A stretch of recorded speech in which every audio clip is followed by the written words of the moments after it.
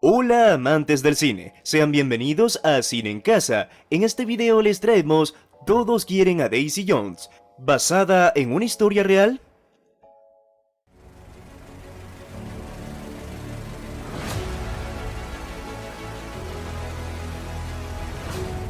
La serie de Amazon Prime Video adapta la novela de Taylor Jenkins Reid, quien al escribirla tenía en mente dos de las figuras más importantes de la música. Recibamos a Daisy Jones. A continuación van algunos spoilers de Todos quieren a Daisy Jones a continuación, así que estás advertido. Todos quieren a Daisy Jones, basada en el bestseller del mismo nombre escrito por Taylor Jenkins Reid, ha llegado por fin a Amazon Prime Video y nos está dando muchas vibraciones nostálgicas de los años 70. Madre mía. Vuestro primer single ya es número 1. La historia sigue el auge y caída de la banda de rock protagonista, cuyos miembros se ven catapultados del anonimato a la fama. Todo para acabar tomando caminos separados después de una gira y un concierto que agotó las entradas en 1977, haciendo uso de un formato de docuserie similar a Behind the Music de VH1.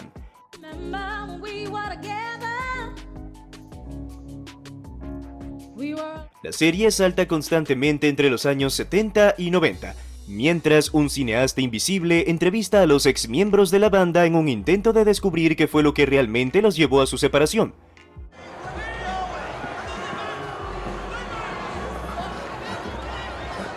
Pero, ¿cómo creó exactamente Reid esta historia? ¿Son estos personajes simplemente obras de ficción o se basan en algo mucho más real? ¿Se basa Todos quieren a Daisy Jones en una historia real?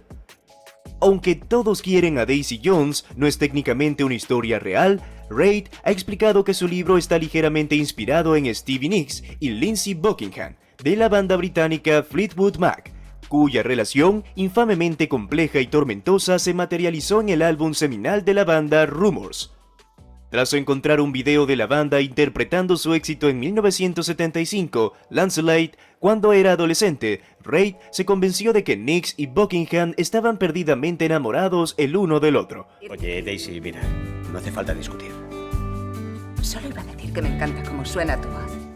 Lindsey dejó de tocar por un momento y Stevie se dejó llevar mientras él la miraba desde la distancia.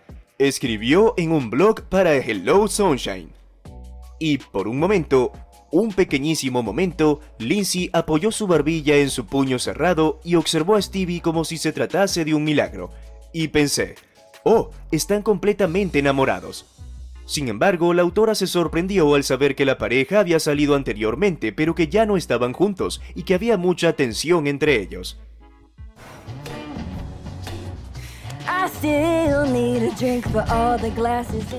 Cuando decidí que quería escribir un libro sobre rock and roll, recordaba el momento en el que Lindsey vio a Stevie cantar Lancelot. Continuó. Quería escribir una historia sobre eso, sobre cómo las líneas entre la vida real y el arte pueden volverse borrosas. Sobre todo, cómo cantar sobre viejas heridas puede mantenerlas frescas.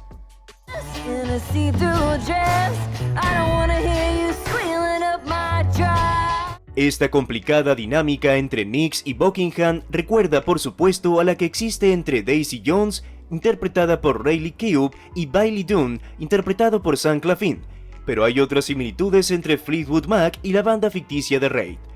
Fleetwood Mac estaba formado por Lindsey Buckingham, guitarrista principal y vocalista masculino, Stevie Nicks, vocalista femenina y a veces a la pandereta, Mick Fleetwood en la batería, Christine McVie, teclados y vocalista, y John McVie en el bajo.